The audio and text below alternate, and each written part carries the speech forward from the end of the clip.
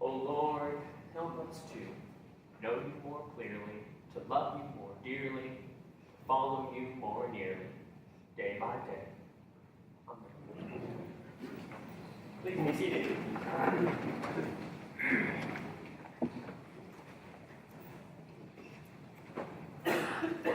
We do not always get the call from God that we expect, but God always calls us nevertheless.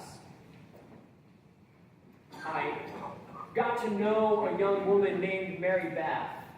Mary Beth wanted more than anything else in this world to figure out what God was calling her to do. She knew she wanted to make a difference in this world. She knew she wanted to help others in some way, to leave the world a better place than it was when she came into it, but didn't know how. She prayed and prayed for a long time until one day she thought she found the call. She thought she found the call to be a teacher. So she went to school. That's where I got to meet her. She went to school to go be a teacher and thought she was following God's call until one day something terrible happened. September 11th, 2001. She prayed and searched her heart and knew what she had to do. So she enlisted in the military and went to Iraq, where she became a specialist in finding and disarming roadside bombs. And there she was in Iraq, finding bombs and dismantling them to help other people around her. It was not the call she was expecting, but God called her nonetheless. It reminds me of the story of our disciples for today. These disciples, we think the very earliest of Jesus' disciples were probably disciples of John the Baptist. They thought they were answering God's call, following John the Baptist as their hero, as maybe even as their Messiah, who would protect them and keep them safe and lead them. But then one day something terrible happened. Herod had John the Baptist arrested and eventually executed. These disciples were left reeling, not knowing who to look to for hope. And Jesus stepped into their lives as their hero, as their Messiah, took them in and said, "Come, follow me." And these simple fishermen went on to become disciples of Jesus Christ. It was not the call they were expecting, but God called them nonetheless.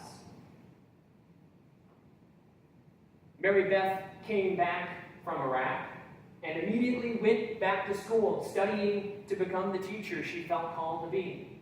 She and I got to know each other, studying in some classes together. And as she studied, she saw more and more examples of people throughout history who nobody had been there to stand up for them. Nobody had been there to look out for them, to keep them safe, to protect them. And the more she studied and prayed, the more she knew what she needed to do. So she went back to Iraq and served a second tour of duty. And again, didn't realize how God had called her in that way. We don't know how many civilians she saved, how many soldiers she saved, but she was a hero. It wasn't the call she was expecting, but God called her nonetheless. These first disciples of Jesus Christ, they thought they had found their Messiah who would protect them and keep them safe, stand up for them. And they were shocked when Jesus turned them around and sent them out into the world and said, "I'm not here to protect you and keep you safe. I'm here to send you out into the world to protect others, to stand up for others that no one else is standing up for, to heal and to love and to make this world a better place. I didn't gather you as my disciples to keep you here. I gathered you to turn you into apostles and send you out." And these simple fishermen became heroes. It wasn't the call they were expecting, but God called them nonetheless. Mary Beth came back again, but we all knew the handwriting was on the wall at that point. We all knew that it wasn't going to be long at all before she would go back and serve yet another tour of duty. She had found a passion to go out into the world and to heal and protect and to serve. And the last time she and I had talked with each other, she was still searching for how God had called her. But she went and she served. Mary Beth never came back from that third tour of duty. She never came back home.